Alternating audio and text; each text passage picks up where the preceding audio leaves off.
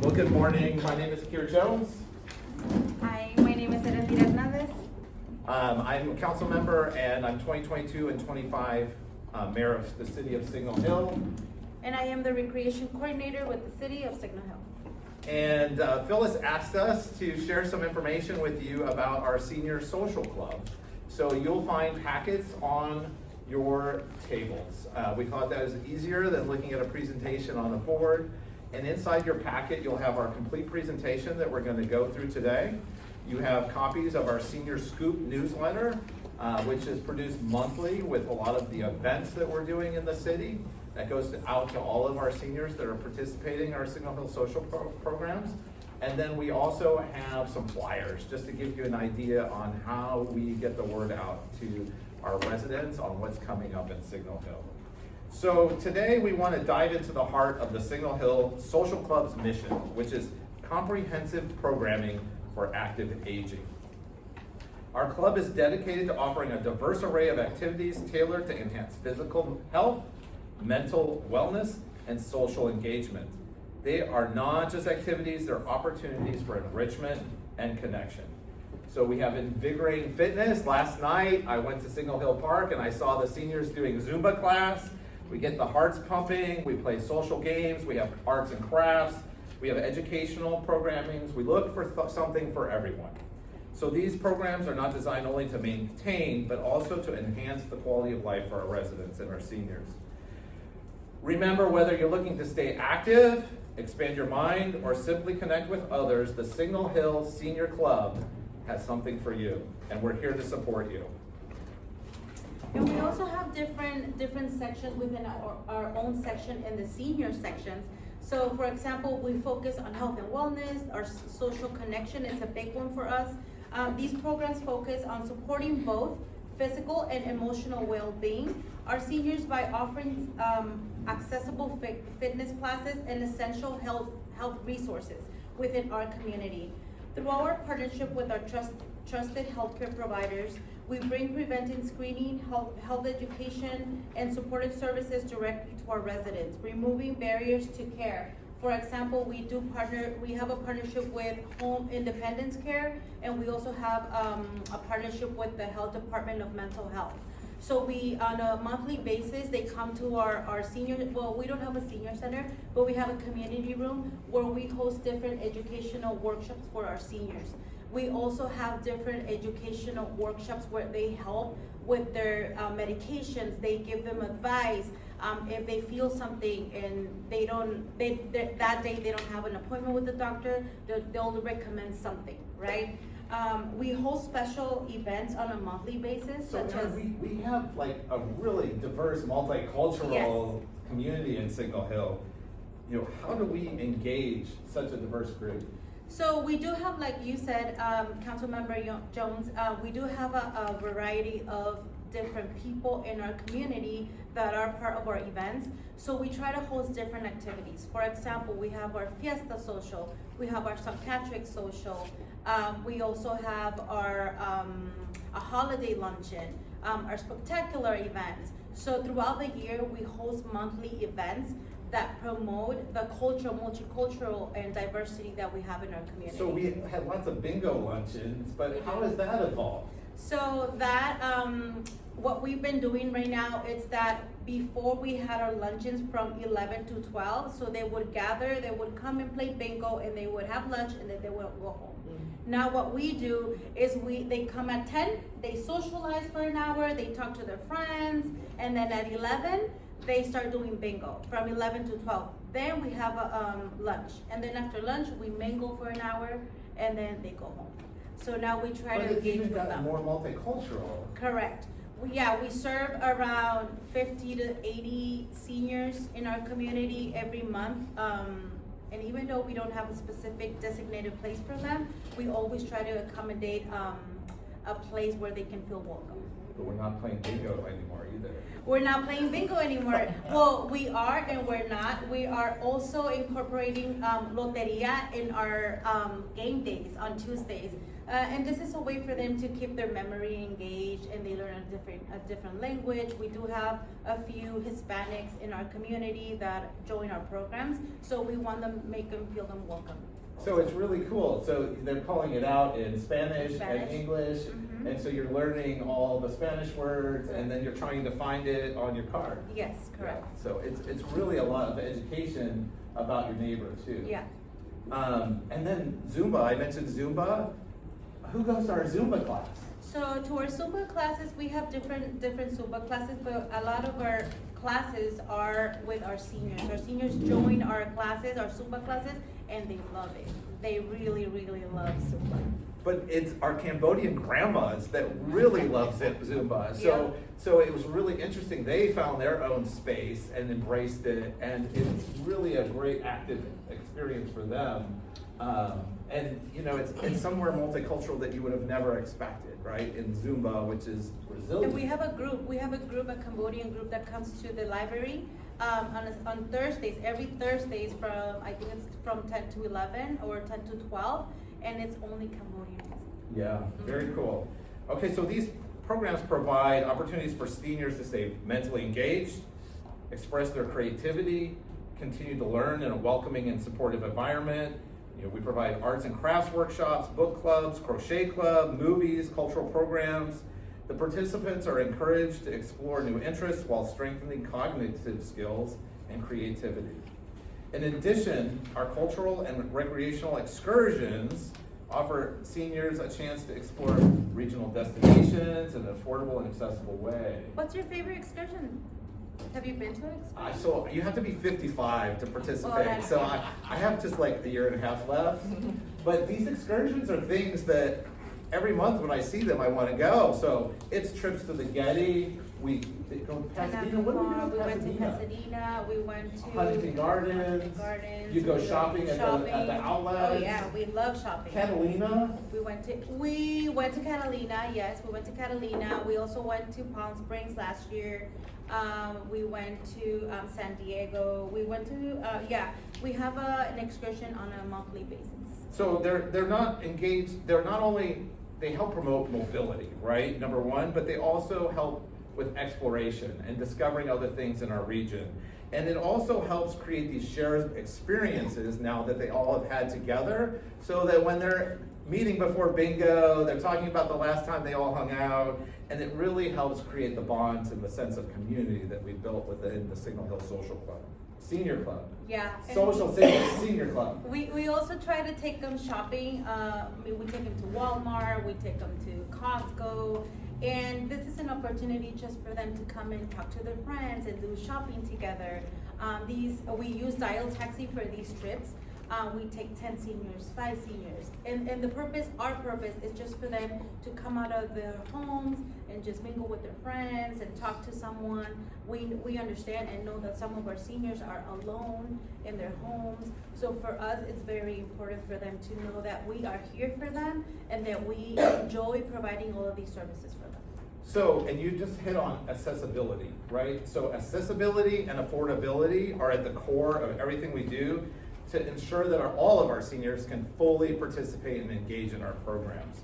So when we're talking about accessibility, what does that include? So this includes also transportation. We work with Dial Taxi, like I mentioned before, just to make sure that they have the transportation needs that they need. We connect with them, we work together, we schedule trips that they need to the doctor, or if they need to go to the store, or if they just need to move around, we try to accommodate those needs for them. We also try to do, we schedule a bus when we have special events that are not in the park or in Signal Hill, within the park or the area, and we transport them to the event. For example, we had the State of the City last year in the BMW dealership. So we had a bus that would pick them up at Signal Hill Library and then take them to the event and then bring them back at the end of the night.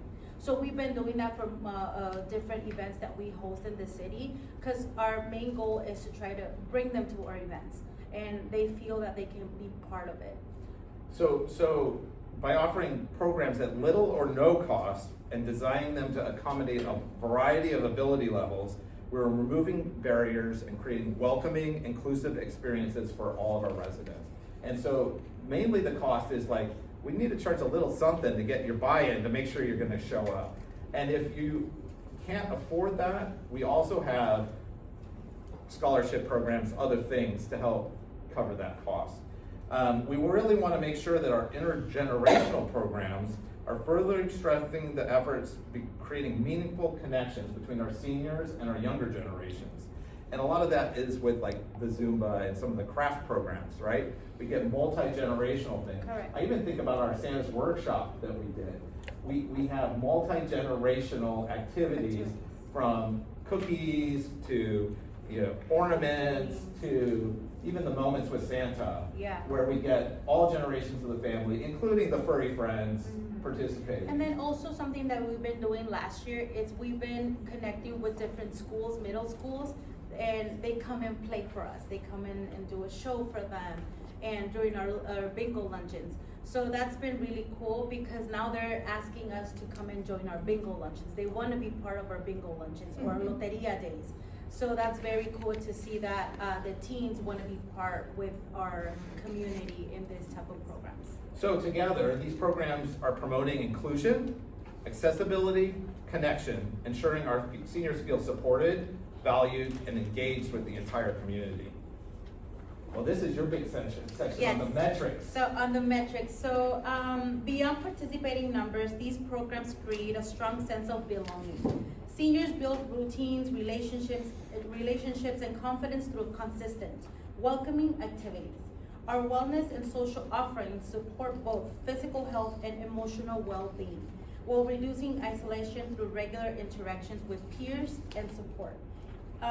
Together, these programs promote inclusion, accessibility, and connections, like council member said. And next year, we want to continue promoting this. This is one of our main goals every single year, to promote making our seniors welcome in our community, and especially in our programs. And we send our newsletter, the Senior Scoop, out to 250 residents every month, free of charge. And just so you know, I would say, is our participation half Signal Hill, half other cities? Or is it even? We serve a lot of people from other communities. Yes, so it might not even be half Signal Hill, it may be more like a third of folks live in Signal Hill. And then to fill out the full program, we want at least 10 people going on an excursion. It's open to anyone, right?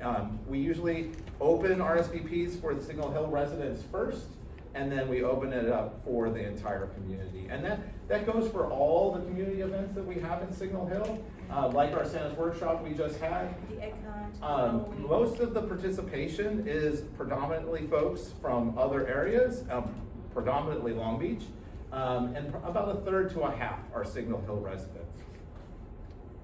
So you're welcome to attend. Yes. We've talked about our goals already.